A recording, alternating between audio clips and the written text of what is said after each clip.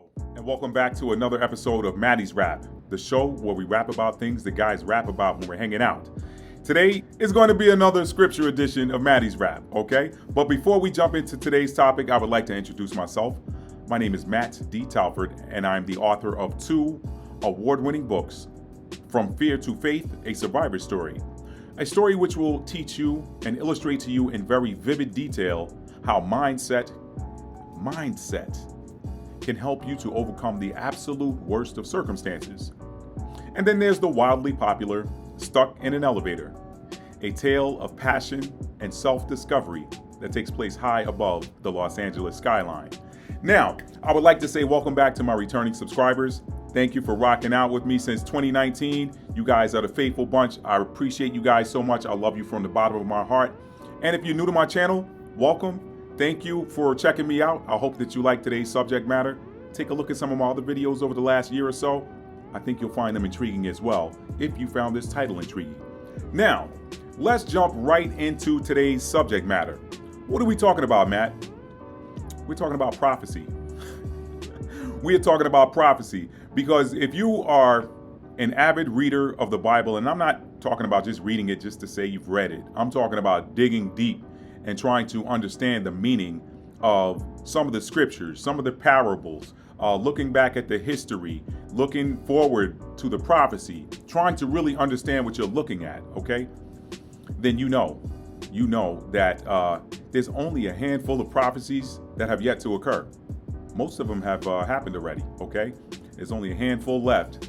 And then according to the prophecy, these books are going to be closed and some new ones are going to be open. So what are we talking about today, Matt? We are talking about the 9th chapter of Revelation.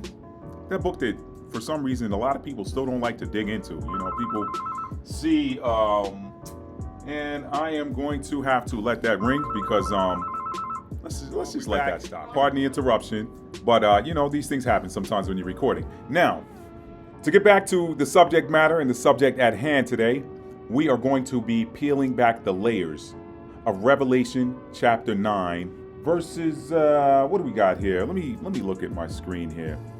Verses 1 through 6. Okay, we're not going to deal with the whole entire chapter, just Revelation 9, verses 1 through 6. Now, if you've been following me for the last, 4 or 5 months or so, you notice that what I've been doing with scripture is I've been breaking it down and showing you the connection between what is written in the scriptures and spirituality. I've said it once, I've said it 1,000 times. Or if I've said it once, I've said it 1,000 times. The Messiah, the man some of you call Jesus, the man some people call the Christ, he was not a religious man. He was a spiritual being, spiritual. And what has happened over the centuries is that the spirituality aspect and the spiritual nature of scripture has been stripped and replaced with do this, with some officiating pontiff over you, making sure that you do it right, so you're not labeled a backslider or excommunicated or all this other crazy stuff. No. Right here on Maddie's Rap, what are we doing? We're putting the spirituality back into it. We're re-injecting the spirituality that was stripped out so that you know who you are, all right? Because that's all that's important in today's day and age, knowing who you are. And you can't know who you are if you don't see the spiritual nature of what it is that you're studying, okay? Because you are a spiritual being in a fleshly vehicle, okay? You're not a religious being. You weren't born religious, but you were born with everything you need. You were a spirit injected into a body, okay? Let me get off of that. Let's get on to Revelation chapter 9. I'm going to peel back the layers. We're going to put the spirituality back in it. And then I'm going to ask you guys to share your thoughts in the comments. Let's jump right into the text and you'll see what I'm talking about here. And I'm going to tie this to some of what some people are predicting might be happening in the world in the not too distant future. But that stuff's a matter of opinion. And of course, we all like to, chop it up over opinion every now and then because that keeps it exciting. Now, on to the scripture, Matt. Revelation chapter 9, beginning at verse 1. And you guys know I like to read from the King James Version. That's my preference. Whatever you have, read along and make it work. Here we go. And the 5th angel sounded, and I saw a star fall from heaven unto the earth, and to him was given the key of the bottomless pit. You saw a star fall from heaven to the earth. Some might call that star that you see falling from the heaven to the earth a space vehicle or UFO. Some people, all right? Because there's a star really falling. Stay with me, all right? And I saw a star fall from heaven unto the earth, and to him, the angel, was given the key of the bottomless pit. And he opened the bottomless pit, and there arose a smoke out of the pit, as the smoke of a great furnace. And the sun and the air were darkened by reason of the smoke of the pit. And there came out of the smoke locusts upon the earth, and unto them was given power, as the scorpions of the earth have power. And it was commanded them that they should not hurt the grass of the earth, neither any green thing, neither any tree, but only those men which have not the seal of God in their foreheads. And to them it was given that they should not kill them, but that they should be tormented 5 months. And their torment was as the torment of a scorpion when he striketh a man. And in those days shall men seek death, and shall not find it, and shall desire to die, and death shall flee from them. Okay, all right, let's break that down. That was Revelations chapter 9, verses 1 through 8. Okay, now, and the fifth angel sounded. We're going back to verse 1 there. And the fifth angel sounded, and I saw a star fall from heaven unto the earth, and to him was given the key of the bottomless pit. There's a couple different ways you can look at that. Some people look for, let me turn my little ringer off here so I don't have to hear these interruptions. There's a lot of talk here lately about UFOs, and, you see the media always setting you up in advance, well in advance, for things that are to come. We see it in the media, we see it in movies, particularly movies. And the one that I like to use as an example is the 1998 movie, Enemy of the State, starring Will Smith and Gene Hackman. If you haven't seen the movie, you may want to skip ahead here because I'm about to play spoiler, okay? But if you lived through September 11, 2001, then you pretty much saw the. If you lived through September 11, 2001, and then the aftermath, you pretty much saw the movie. I'm just gonna put it out there like that, okay? Everything that they talked about with surveillance and all of this other stuff that came about as a result of the Patriot Act, which happened after 9/11 to protect us from the boogeyman. All of those themes are right there in the 1998 film Enemy of the State, which was released 3 years before September 11th, 2001. Okay, so we know that the Hollywood, the media, the movies, they always set us up. They have been going in lately on UFO movies and alien movies, and I saw one in particular on Amazon Prime Video last year called I think it was called the Tomorrow War, starring Chris Pratt. And I can do a whole nother video on that movie and the themes in it. But I'll say this, and I probably will because some of you are going to be asking questions in the comments. If you were pulling against the aliens, if you were rooting against the aliens in that movie, and you're from a particular, I'm just going to say it, I'm going to put it out there. It's Maddie's Rap. We keep it real on here.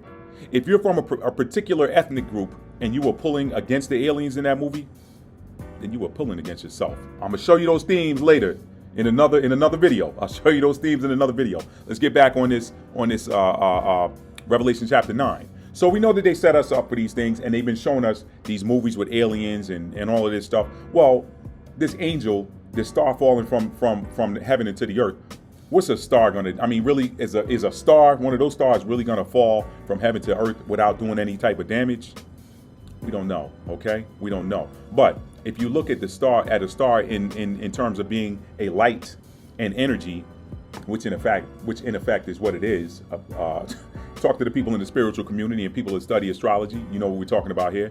If you're looking at that as energy and a light, then you know that a star can fall from heaven to earth if it's just energy and light. Okay, but if you're looking at it in terms of a light, it could also be a light vehicle, UFO, some would call it. Okay, and then somebody emerges from there and they got the keys to the bottomless pit.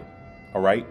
And then arose out of verse 2, and he opened the bottomless pit, and there arose a smoke out of the pit, as the smoke of a great furnace. And the sun and the air were darkened by reason of the smoke of the pit. Now, what's this other theme we've been seeing here lately in movies and media and even in some of the geological community? This talk of Yellowstone.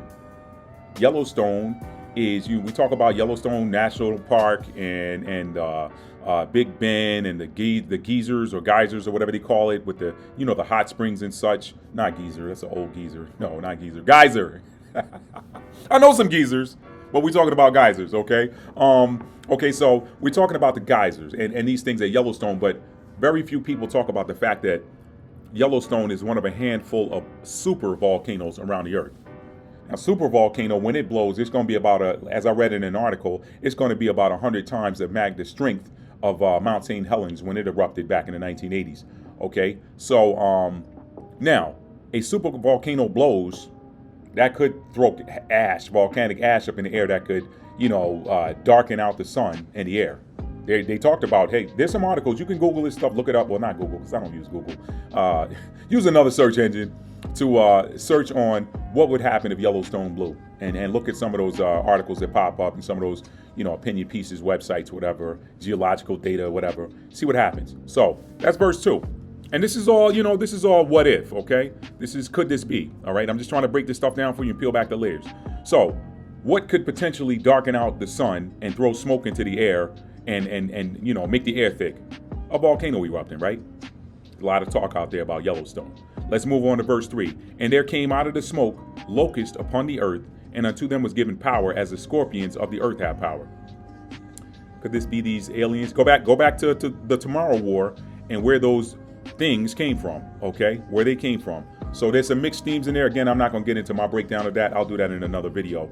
But if you saw the Tomorrow War, then you know where these things came from. And I don't want to play spoiler here by telling you, but you know where these beings came from in the Tomorrow War. So does somebody in Hollywood know something that maybe we don't?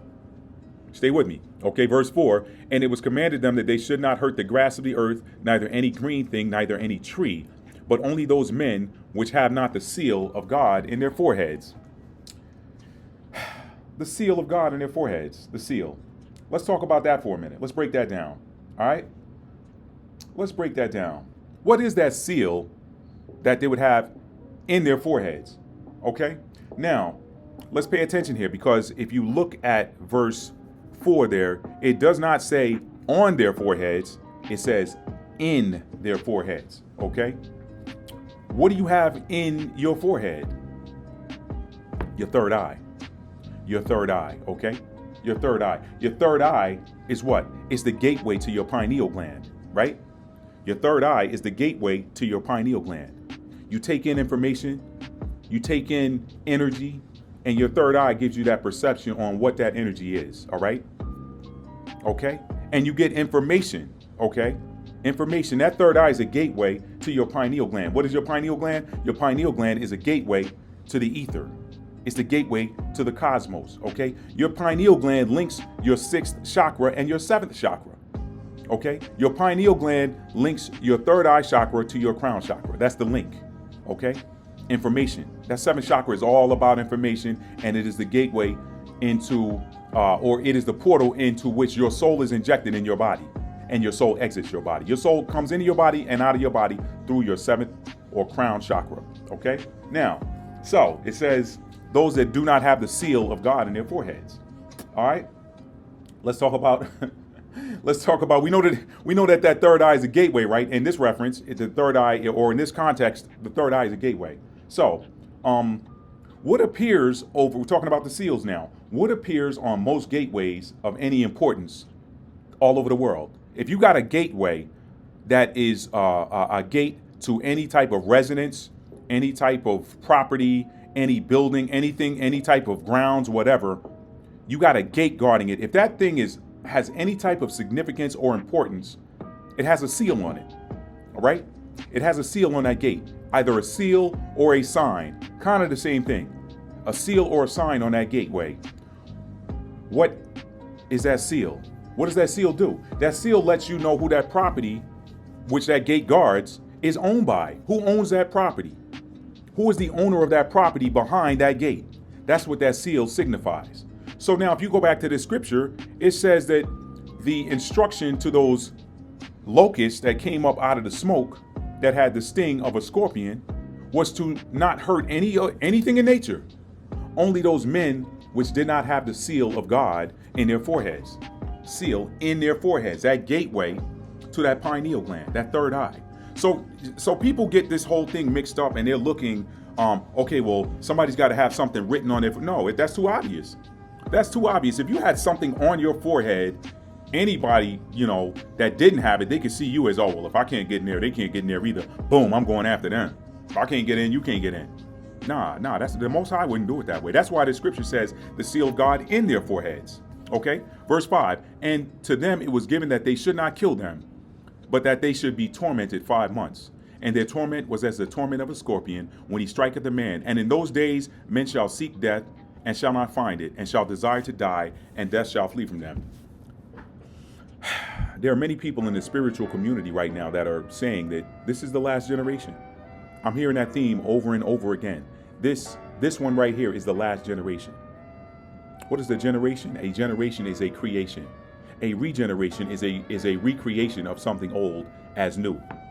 Okay? So if this is the last generation, that means at some point that this verse 6 is going to kick in and there's going to be no more death. Is going to be removed from the land. Okay?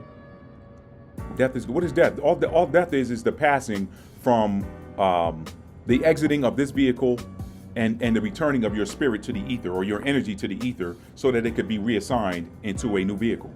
But now, for those of you that don't believe in reincarnation and you think that you live one time, everything in existence is cyclical, and that human beings are the only things that are linear, that we come here for a micro fraction of a slither of time in the grand wheel of time.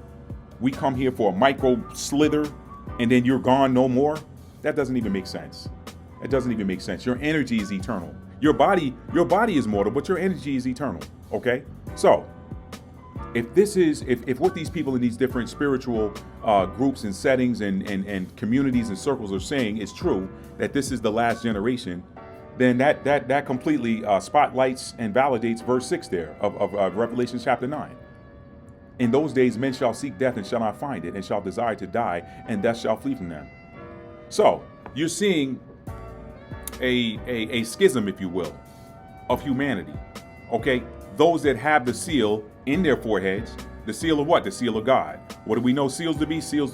Seals are signs or things that signify who the owner of that property is. Okay, the seal gates guard property. Okay, they are the entry and the exit into property. That's what a gate is. Okay, you got a gate. If you got a fence, you got a gate. If you got a wall, you got a gate. Okay, think about Jerusalem. Since we're talking about the scripture, you got how many gates you got in Jerusalem? When you hear about the New Jerusalem in the book of Revelation, it talks about 12 gates. A gate is something that allows access to something that's behind that wall. So a gate is just a portal. It's an entry. So those that don't have the seal of God in their foreheads, what's in your forehead? Your third eye. Your third eye is the gateway to your pineal gland. Your pineal gland is the great gateway back to the ether. It is the bridge between your 6th and 7th chakra. So if you don't have the seal of God there, so that also tells you that these beings that are supposed to come up out of this furnace they're going to have some sort of apparatus or some sort of programming that tells them or gives them the ability to see the seal of God. So, that's deep. That's deep. If you don't have that seal, can you get it? And if you have that seal, can you lose it? Think about that. See, because you got a lot of pastors out here that they keep throwing this thing at people, talking about, oh, you're in a backsliding state, or don't backslide, or whatever. Just throw all of that out, okay? Okay? What is the... God, I wish I had that scripture in front of me that talked about the lambs whose names were not found in the Lamb's Book of Life, which was established from the foundation of the world. That means if it was established in the beginning before people showed up, that means if your name is in there, you're in there, and if it's not, it's not. When a book is finished, it's finished. I'm a writer. When my book is published, there's nothing being added to it, unless it's a revision or a second edition or something, third edition. But that original book, once it's sealed and published, what's in it is in it. But I'm not going to go down that path. I just wanted to break down Revelation chapter 9. So, the real meat here is the seal. That's the real meat, okay? There's some other themes you can take out of there. I talked about the UFOs or the meaning of the star falling. I talked about, I didn't get into the scorpions thing, but again, keep in mind, all of these movies they keep showing you show you these beings that look like giant insects, okay? And humanity fighting against them and shooting them and all of this other stuff, okay? And then we talked about the meaning of a seal and and the fact that a lot of pastors misconstrue this passage of scripture and they talk about the seal being on the forehead. It's not on the forehead. It says in the forehead. What's in the forehead is your third eye. What is your third eye? Your sixth chakra? What is that? That is the gateway to your pineal gland. Okay? That third eye. That's the connection to your pineal gland. Your pineal gland is your connection to the ether. What do you guys think? What are your thoughts on that? Okay? That seal. Really the purpose of this particular lesson today was to break down a little bit of prophecy so you guys know what's coming, okay? Because we're heavily into prophecy season. You're going to see a lot more of these prophecies of Revelation, and as well as if you look at the apocryphal book of books of 1st and 2nd Esdras, there's a lot of prophecies coming through there as well, okay? It's time to start looking at scripture. This is why you hear me say Bible less and scripture way more. Because all of the scriptures were not included in the Bible, okay? And that decision was made by somebody who, in my opinion, had no authority to make it. So, what do you guys think? What do you think about today's subject matter? Let me know in the comments below. Hopefully you like today's topic. If you like it, give it a thumbs up. I enjoy doing these breakdowns because a lot of this stuff gets missed or glossed over. A lot of pastors don't like to touch Revelation. I don't know why. It is what it is. I mean, it's in there. A lot of them don't want to touch some of the other books of prophecy. And there's prophecy in the Old and New Testament, okay? A lot of the prophecy in the New Testament was delivered by the Messiah himself.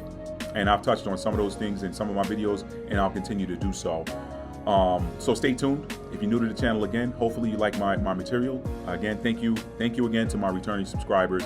And if you're new and you like this, please consider subscribing. Very easy to do.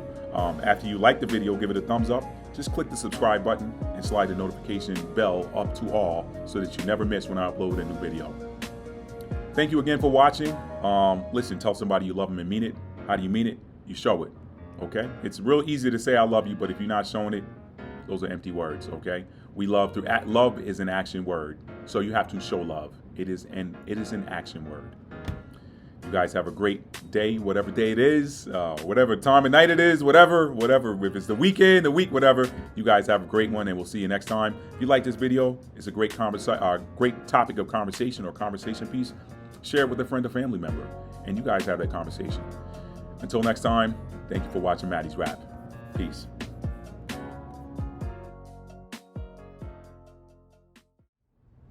Oh, and one more thing as I leave the office and go home to edit this video. You know, I feel like as I replayed the video in my mind, I left out an important thing that some people might have a question about. You know, I talked about the seal of God being in the forehead. What is that seal? What is that seal? How do you know if you have the seal? It's really simple. Are you living righteously? Are you living righteously? You know, and the problem that I have today with the church establishment is that they don't teach righteousness from a spiritual standpoint. They teach righteousness according to doctrine, and doctrine is the righteousness of man. And what did the Most High say in His Word? Via the prophets, He said, "Your ways are not my ways, and your thoughts are not my thoughts." Okay, so we know that righteousness according to God, or the spiritual righteousness, the righteousness of the Most High is simply universal righteousness, universal truth. Are you treating people the way you want to be treated? Are you doing the right thing? Righteousness is really simple. It is the state of righteousness is the state of doing the right thing. Are you doing the right thing? Well, what's the right thing to do? Are you causing harm? Are you intentionally causing harm? Are you intentionally causing harm to your fellow man? Are you intentionally causing harm to animals? Are you intentionally causing harm to the planet? Intentionally. And I don't want to hear you people that are all into, you know, I don't care about what your diet is. I'm not talking about, oh, you're killing animals. That's not, you know what, other animals kill animals. Just stop. We're not going to get into that thing right there. Okay? We're not going to get into that. I'm talking about, ultimately, are you doing the right thing? If you're living righteously and you know you're living righteously, and you are vibrating, you vibrating high, and you're trying to treat people the right way, then I gotta assume that you got the seal of God. I gotta assume that. Now, if you're out here living wickedly, where's the seal of God at in your life? Where is it? Where is it? What did the Messiah say? He said, you'll know a tree by the fruit it bears, right? You know a tree by its fruits. It's real simple. You know what righteousness is by the way people getting down. We ain't talking about the righteousness of sitting in church back in the 1800s, the 1900s, or whatever, pre-slave or pre or antebellum and postbellum South, Jim Crow South, Civil Rights South, where you going to church going to church midday, then you getting out of church and going out lynching somebody. You just left church. Is that righteousness? You're living righteously because you went to church, but then you went out and lynched somebody? I didn't mean to go down that path, but that came out of me. Maybe that's the Most High speaking through me. That's what I mean by righteousness, okay? Now, we ain't talking righteousness according to doctrine. We're talking righteousness, universal righteousness. What is the right thing to do? Are you doing to others what you would want done to you? It's really simple. It's that simple. So, I wanted to add that in there because I know people will be asking or questioning, what is the seal of God? How do I know if I got the seal of God? Real simple. How you living your life? If you living your life according to the righteousness of the universal righteousness, which is simple, the state of doing the right thing, the quality of doing the right thing, the quality of doing what is right, then that's the righteousness of the Most High. That's the righteousness of God. So therefore, I got to assume that you sealed. But if you're out here doing the opposite of that, you got a gateway, but it ain't got his seal on it.